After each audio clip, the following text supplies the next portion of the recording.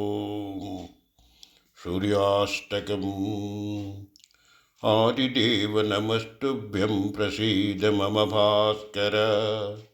दिवाकर नमस्तुभ्यं प्रभाकर नमोऽस्तु ते।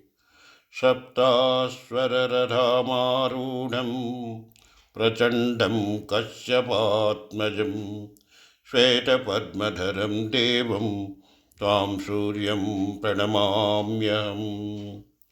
लोहितं रथमारूढं सर्वलोकपितामहं महापापहरं देवं त्वां सूर्यं प्रणमाम्यहम्।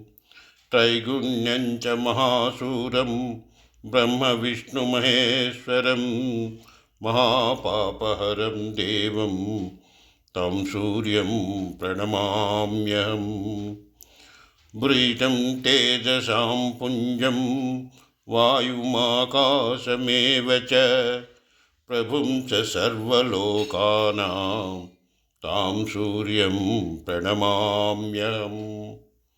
बन्धूकपुष्पसङ्काशं हरकुण्डलभूषितम् एकचक्रधरं देवं तं सूर्यं प्रणमाम्यहम्।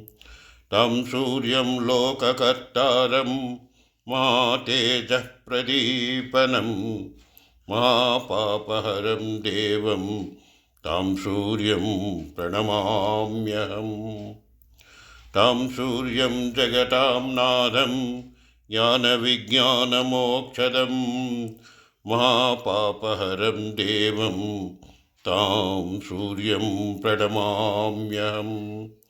सूर्याष्टकं पठेन्नित्यं ग्रहपीडाप्रणाशनम् अपुत्रो लभते पुत्रं दरिद्रो धनवान् भवेत् इति श्रीसूर्याष्टकं सम्पूर्णम्।